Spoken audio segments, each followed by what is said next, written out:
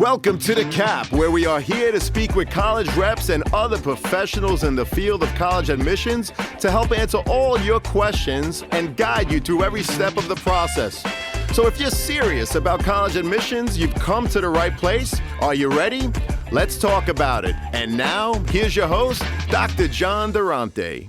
Welcome to The Cap, the College Admissions Process Podcast. I am your host, John Durante, and I am here to introduce you to college admissions representatives and other professionals in the field of college admissions. Our purpose is to serve you, the students and parents, so that you may gain insight straight from the people who ultimately make the decisions. Regardless of whether you apply to a particular school being highlighted in a given episode, you should listen to all of them, as each guest will give you tremendous insight and advice on every aspect of the college admissions process, prompting you to come up with your own follow-up questions for when you visit campus or meet with a college admissions representative yourself.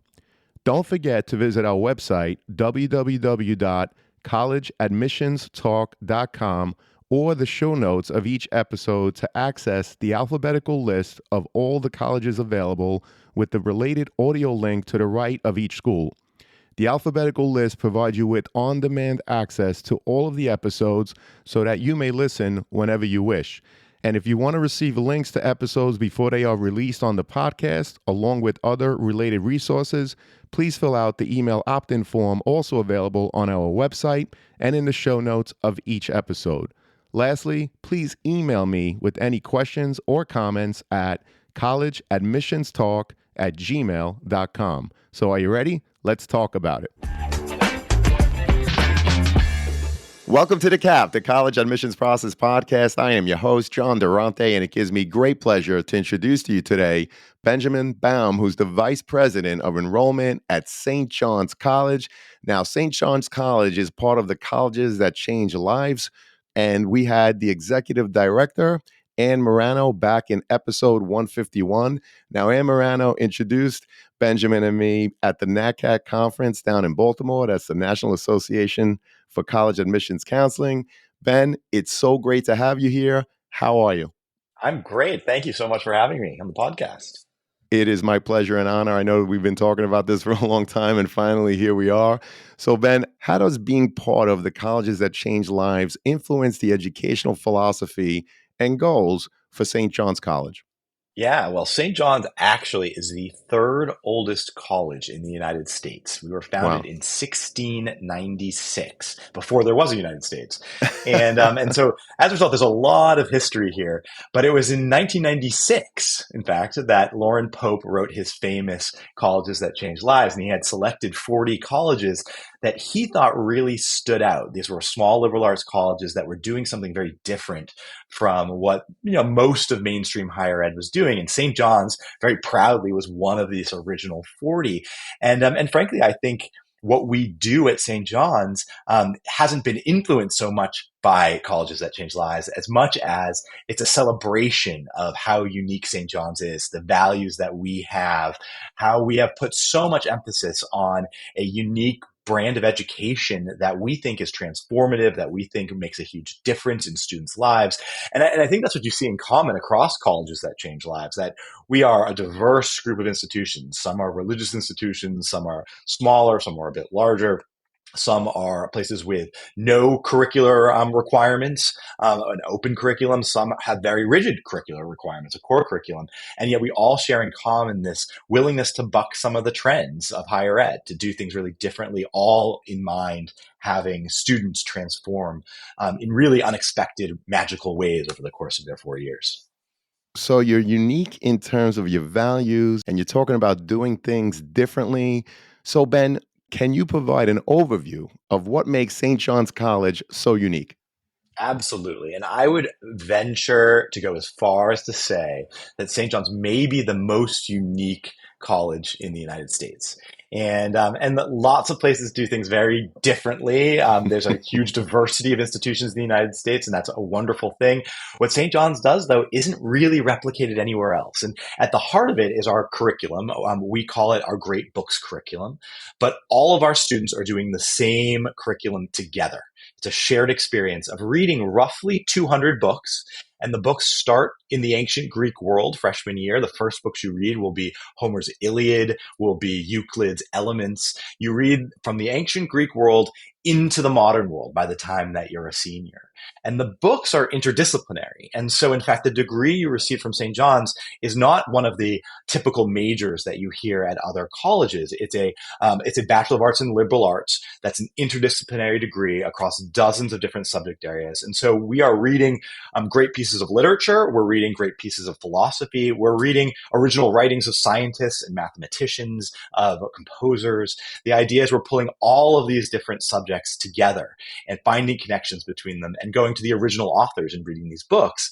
And so when students come to class after having read these books, what they're doing is having a discussion. There are no lectures at St. John's. Every single class will be a discussion around the books led by a faculty that is there solely to lead these discussions. They don't focus on research. They are there to help guide students in the course of these seminar discussions. And so this model is really a unique one to St. John's. I said earlier that we were founded in 1696 as the third oldest college in America. But in fact, this curriculum that we developed was built in the 1930s. And it's been true with modification over time ever since then. But at its heart, it's about reading these great books and having really great conversations about them. Well, that's awesome. I appreciate you talking about the great books curriculum, which of course St. John's College is well known for, where you read 200 books from some of the greatest minds of all time. I really appreciate the interdisciplinary approach. So, Ben, could you explain anything else in terms of how this approach fosters a transformative educational experience for your students? When I talk to students who come to St. John's from the first day in the admissions process where they reach out to us to the day they graduate, what you find are students have really taken ownership of their education. They've really thought about what does it mean to be a human in this world and all the different manifestations of that. We don't just read these books to have an intellectual conversation and then close the book and forget about it. We read them to think about who we are philosophically, who we are in terms of physics, who we are in this world, our biology, our religion, our all these different manifestations of human identity.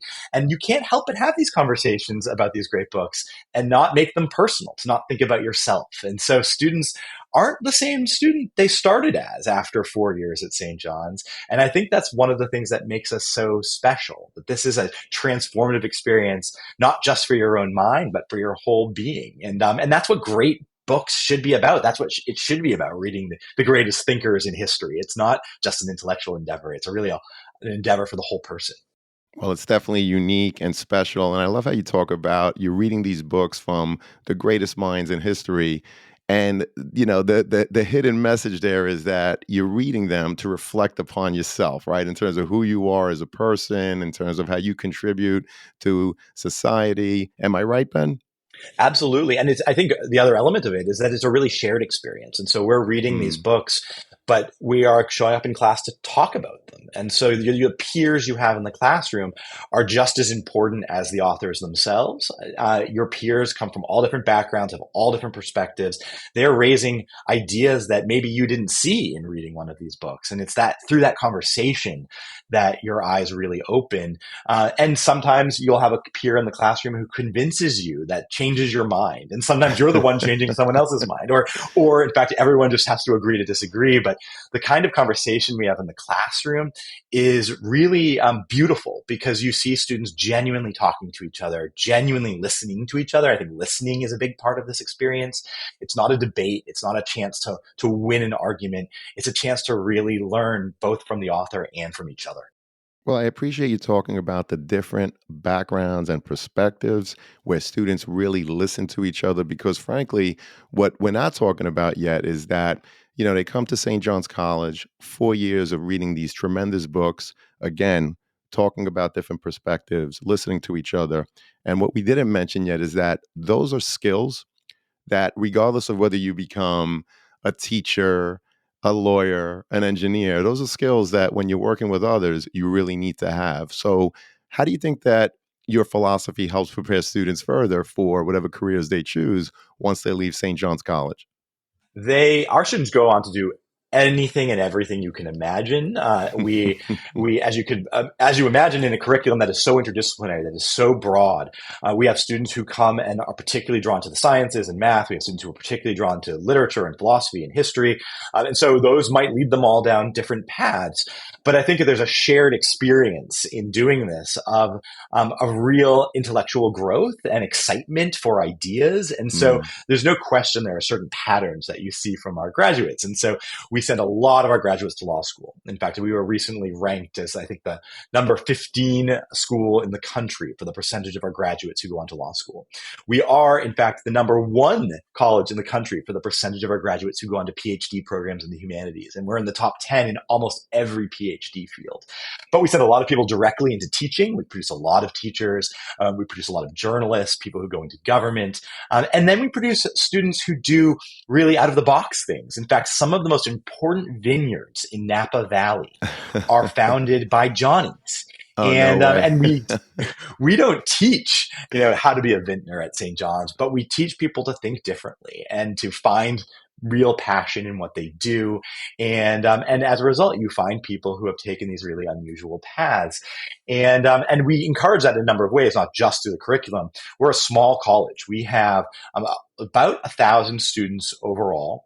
Hmm. And we have great career development offices that work with students one-on-one from the very beginning to help them find internships, to find opportunities during the school year. We guarantee funding for every student to have at least one internship in the summer.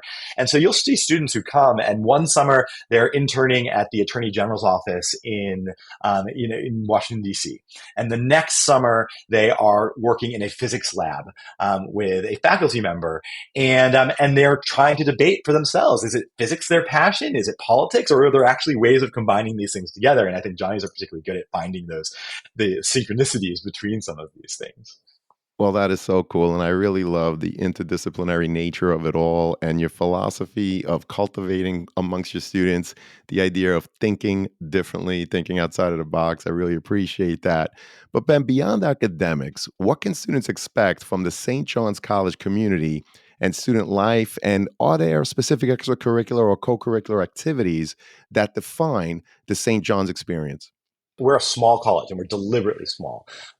We have, in fact, an unusually two campuses. And the reason we have Mm. those two campuses is because we want to be as small as we are. Our original campus, founded in 1696, is in Annapolis, Maryland, just outside of Washington, D.C. We have about 500 students in Annapolis.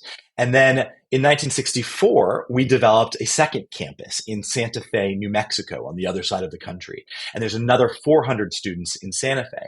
And the reason for this, rather than just growing one campus, was to have the ability for students to really go through this shared experience together, genuinely knowing each other, as we think is possible for a student population that is 500 students or less. And so on each campus, you'll find different manifestations of what students get up to outside of the classroom. In Annapolis, we're close to Washington, D.C. Students might be in the city. They're walking around the cobblestone streets of this great capital of Maryland that's right along the water of Chesapeake Bay. We have students who do things like sailing and rowing. We're famous in Annapolis for an unusual sport. We play croquet. And in fact, the St. John's croquet team is the national championship croquet team. But what we're really famous for is every year there is a croquet match of St. John's versus the United States Naval Academy, which is across the street. And thousands of people turn out every year to watch this croquet match. And I think it encapsulates in some ways the spirit of St. John's, at least in Annapolis, where it is this unusual, quirky sport. Our students throw themselves into it. They have a lot of fun with it. They dress up. Often you'll see students, dressed in kind of Edwardian wear with a lot of bow ties and hats and just having a great time at this unusual event, our kind of answer to most traditional colleges' homecoming. So you see all of this happen in Annapolis, and then in Santa Fe, you go there, and it's the same, roughly 400 to 500 students who are reading these great books, and yet outside of class in Santa Fe, they are down in this arts capital of the world. Santa Fe is known for its arts of all sorts, more traditional arts, particularly Native American and Latino arts. The arts you find at the Opera House. The Santa Fe Opera House is one of the most famous in the world, and so the arts community draws a lot of people to Santa Fe. The mountains are the other thing that draw a lot of people to Santa Fe. And so we are perched in the mountains where quite literally you walk out of your dorm and you can go hiking up some of the Rocky Mountains, some of the tallest in the country. And so students are often drawn for the hiking, for the skiing, for the opportunity to be in the great outdoors. And so these two different campuses, two really different sets of experiences. Students can come for all 4 years to one, or in fact, they can spend time on one and then spend time on the other. And so you can mix and match these in unusual ways. The kind of intellectual culture of St. John's, I think, permeates both, though. And so you have students doing all these different activities, exploring all these different things, in part based on their geography. But in the end, the same student might be hiking up a mountain in Santa Fe or sitting by the water in Annapolis, but they're still doing it while thumbing through Homer's Iliad and wanting to talk to the person next to them about the amazing thing they read about Achilles that day. Well, that is awesome. And I know that you're the vice president of enrollment. So I was just curious for our listeners, Ben, you're the vice president of enrollment for both campuses, correct? That's right. We're one college with two campuses. And so our admissions team, half of them are in Annapolis, half are in Santa Fe. We travel to each campus all the time, so we know each campus really well. And like I said, students can travel between the campuses too. You might end up spending 4 years on one campus, but you can choose to spend a year on one and then the year on the next. And so one college with two campuses is one of the things that we offer students. It's a really different kind of experience than most traditional colleges. Well, that's fantastic. And I love how you talk about two campuses, two sets of experiences. So let's just dig a little deeper. In other words, if I apply and I want to spend 2 years in Maryland and my last 2 years in New Mexico, how do I go about doing that? Is there a cap in terms of how many students could go to one campus as opposed to the other? How does that work? The students apply to one campus or the other. You pick whichever one you'd like to start at. And if you are admitted on that campus, you will start your freshman year there, and you could spend the whole of your freshman year there and then make a decision whether you'd like to spend another year in Annapolis or go out to Santa Fe or vice versa. And you can mix and match these in any way you'd like. And so, in fact, we have students who might spend 2 years in Annapolis and then choose to spend the next 2 years in Santa Fe, or maybe you spend the first year in Santa Fe and then you want to try at Annapolis for sophomore year and come back to Santa Fe for junior and senior year. Any combination is possible. That is so cool and unique. I appreciate you sharing that. And Ben, could you walk us through the general process that St. John's College uses to review applications while emphasizing the key factors and qualities that you look for in prospective students? So, because we're such a unique institution, we are looking for students who are going to be a fit for reading these great books and talking about them all the time, to be a part of this small community that values ideas so much. And as a result, our application process can look a little bit different from the process that you might find at other colleges. There are certain things we look at that are the same as other colleges. So, for example, we're looking at your student's transcript. We want to make sure they've taken challenging classes and they've done well in those classes. We often ask students for recommendations. We want to hear what their teachers have to say about them in the classroom. They fill out forms like the Common App.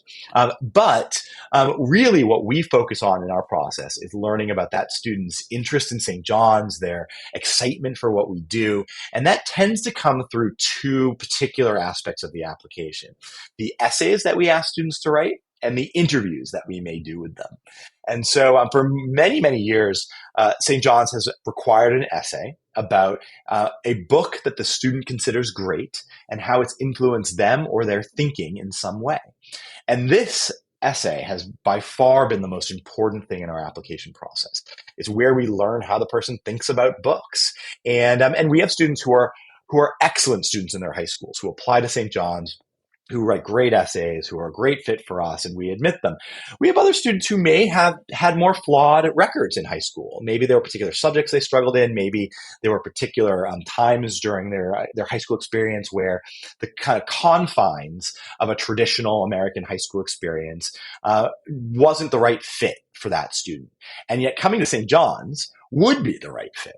And so I can look at a flawed transcript, but then I can read recommendations and I can read an essay about a great book, and I can get a really great sense from those things about whether that student would thrive at St. John's, even if they have a more checkered history in their high schools. And so the essay has always been this very important part of our process. This year, we innovated in a pretty dramatic way. We launched what we call our discussion-based application. And this is a new experiment this year where we don't ask students to write any essay as a part of the admissions process. They do send us a writing sample from their high school, but instead of writing an essay, especially for the college admissions process, they will interview with us, really in three occasions. They will interview with one of the admissions staff. They will interview with one of our faculty members. And then they'll actually participate in a prospective student seminar online. And That's so those three cool. opportunities are designed to really get the student immersed in our community, to give them a sense of what we do, but also for us to get to know them in ways that I think are really productive for figuring out if the student is someone who's going to thrive at St. John's. And we wanted to innovate because while writing is a big component of what we do at St. John's, students will write essays all the time as they read books and they talk about them. But discussion is equally, if not bigger, a component of what we do in the classroom. We expect all students to be talking to each other in the course of each class. And so, as a result, we wanted a application that really reflected that discussion component of what we do, and that's what we launched this year. And it's really exciting to see now more than 100 students who have applied using the discussion-based application. We're a small college with a small application pool. 100 is actually quite a bit for us, and so we're excited to see where this goes. But we're only halfway through the admissions process for the year. Well, you're doing a great job really explaining in terms of the essay what you're looking for. And if a student comes to St. John's College for an interview, again, the type of student that you're looking for. But let's talk a little bit more about that interview. What advice would you give to a student in terms of how to prep for the interview at St. John's College? So I think what we do differently than most colleges that offer interviews is that we put students directly in touch with one of our faculty members. And so that's not meant to be a conversation where the student needs to prepare a resume in advance of all the wonderful things they've done in their lives. That's an opportunity to actually talk with one of the faculty who may teach them in the classroom about ideas, about the things they care about. And so I can guarantee you, while every faculty member will ask different questions, they're all going to ask about books that the students are reading.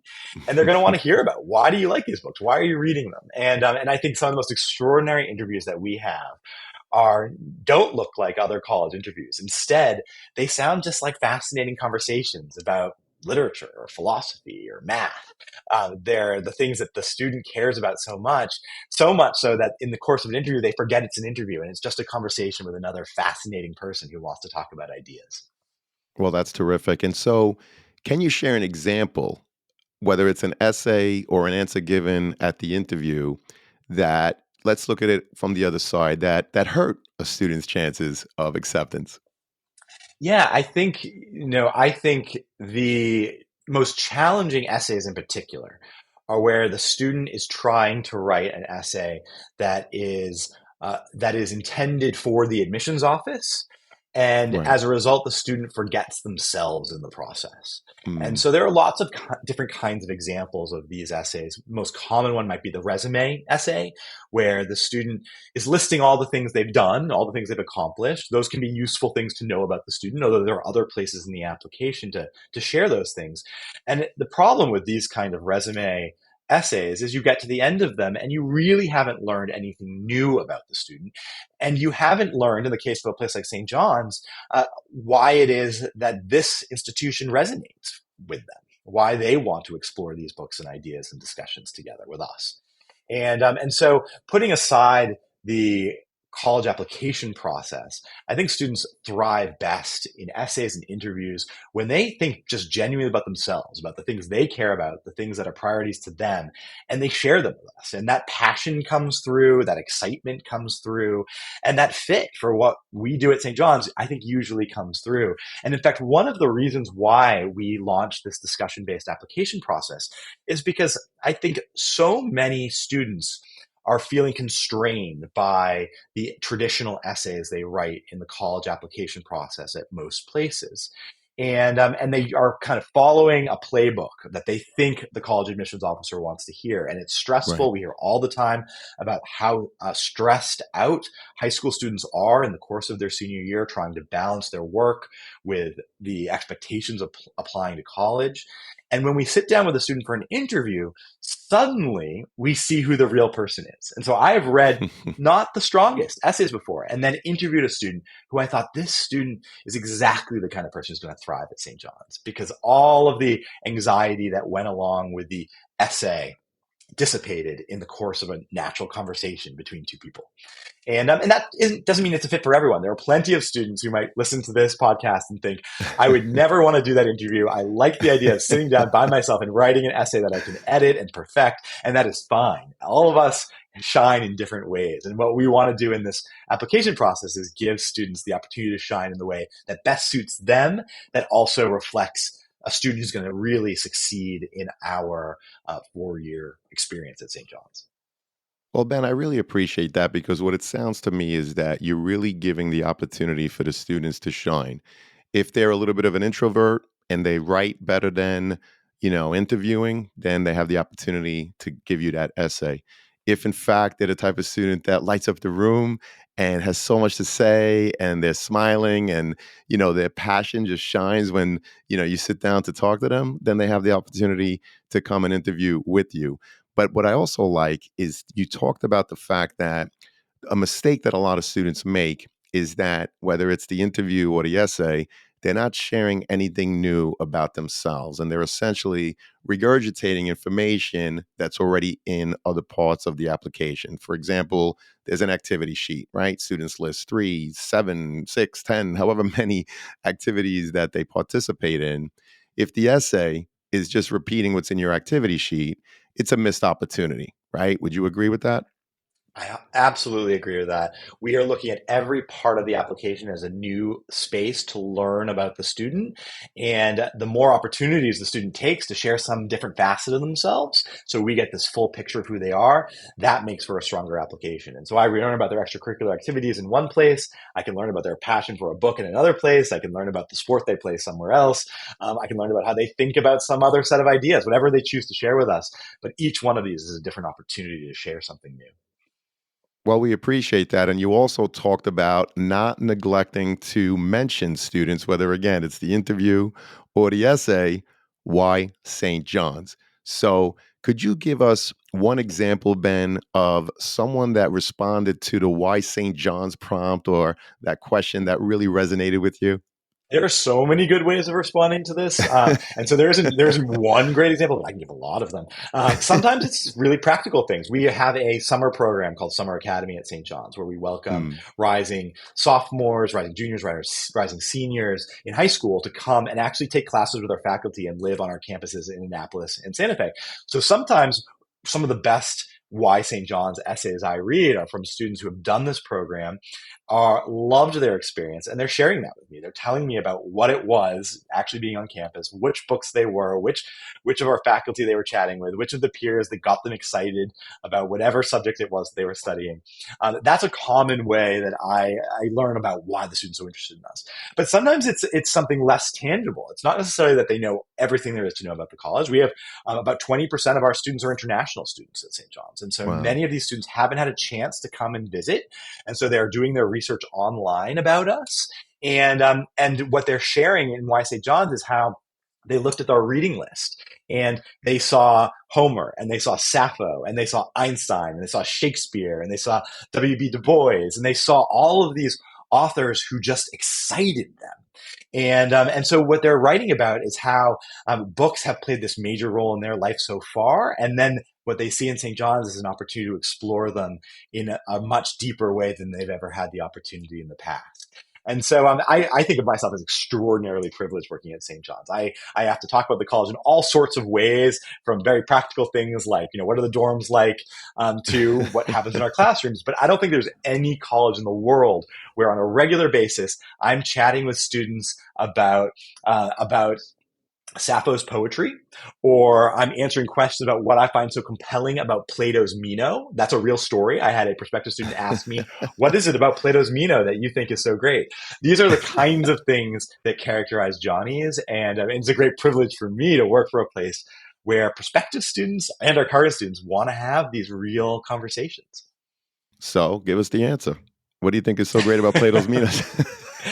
the Mino occupies kind of a special place at St. John's. We actually send our prospective students an actual book, an actual copy of Plato's Meno, and that is an unusual thing for any college to do. But we do it because it kind of encapsulates the kind of dialectic conversation that happens at the college. This is a place about conversation around ideas, and the Meno is Socrates and Meno having this conversation. They don't always do it right. They don't always do it in the most complimentary or flattering way. But we learn a lot from watching this interaction. And so it forms one of the early moments where we reflect on what are we actually doing in a classroom by reading a book that Right. was written 3,000 years ago. Right. Well, 3,000 years ago, and yet it relates so much to today. And another question, and you kind of touched upon it, but you didn't give us the answer, is what are the dorms like? They're so different depending on the campus. And so in Annapolis, we were founded in 1696. Some of our oldest dorms are actually 18th century. We have a lot of 19th century Wow. dorms. These are historic brick buildings along College Creek. Some of them have views of the water. The history of the buildings are often one of the things that draw people to Annapolis. I mean, these are places where George Washington stepped on the floor, where famously the Marquis de Lafayette, right after the Revolutionary War, waltzed at a waltz party. And so That's there's a lot of amazing. history that draws people to the experience at St. John's, including our dorms, with all the good and bad things that come into historic, beautiful buildings from the 18th and 19th century. In Santa Fe, the buildings are newer, but they're all done in Adobe style. That Mm, is a real feature of what it means to be in New Mexico, and they are really perched in the mountains, the southern portion of the wow. Rocky Mountains, and so quite literally, every floor of every dorm at Santa Fe has a balcony that overlooks the mountains, That's and beautiful. so it's really this extraordinary experience of waking up in the morning and looking out the window or walking out of your balcony and looking at some of the highest mountains in the country, this big blue sky, and all of our students are either living on campus as they must do during freshman and sophomore year, or they might choose to live off campus during junior and senior year, but they're not living far away. They're all living very, very close to the center of things. And that kind of community is a big part of our experience as well. Well, that's so cool. And it sounds like you have such a great community on both campuses. And this has been a phenomenal conversation, Ben. But before I get to the last question, I have to ask, is there a question that I didn't ask, or perhaps a topic that just didn't come up about St. John's College that you'd like to share with us now? I think the most important thing to know about St. John's is that we might be the most intellectual college in America. We're the kind of place that draws students who love books, who love ideas, and they want to talk about them all the time. Right, And that right. kind of culture to our place is unique. It's not like any other college, and so we rely on people listening to a podcast like this, whether you are a student listening directly, whether you're a teacher or a parent who's hearing this and thinking, I know the kind of student who would really thrive here. We aren't trying to be a college for every student in the world. We're trying to be the right college for the right student for us. And we rely on people like you who are sharing the kind of story of St. John's, which is the perfect fit for that perfect student. Well, you're definitely an intellectual college and so unique with the fact that you read those 200 books. I'm thinking of so many students that I know that have taken AP literature that would absolutely thrive on either one of your campuses. So, again, Ben, you're absolutely right. We put this podcast together so that we could share and really pull the curtain back on colleges like St. John's College that is not necessarily in the top 20, right? And you mentioned it, but I want to repeat it. There is a school for everyone, but not every school is for everyone. So, students, if you're an intellect, if you love to read, if you love to share ideas, talk about it, collaborate, yeah, even debate, St. John's College just may be the right fit for you. So, Ben, this has been a phenomenal conversation, but unfortunately, it does lead us to the last question, which is, as Vice President of Enrollment, what are your top pieces of advice that you would provide a student and their parents getting ready for the college admissions process? There's so many things I could share, but I think the most important thing is it goes back to actually St. John's and the unique nature of this institution.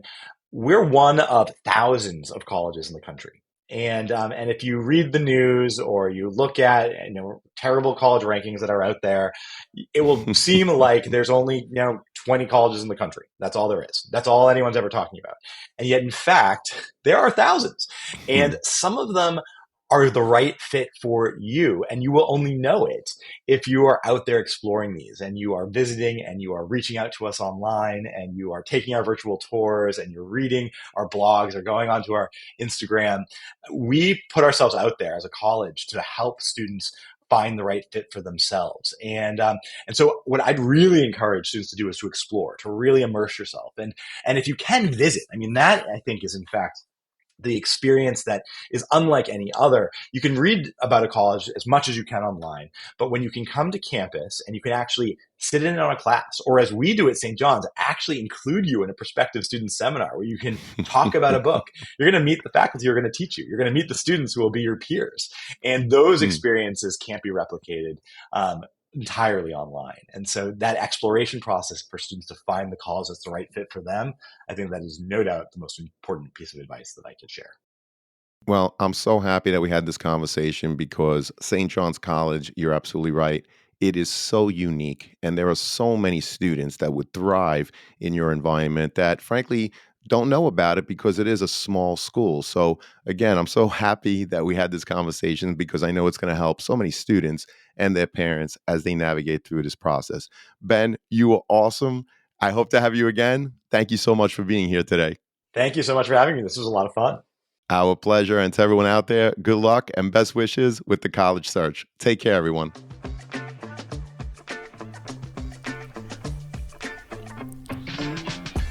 Thank you for joining us on this episode of the CAP, the College Admissions Process Podcast. We hope you enjoyed the show.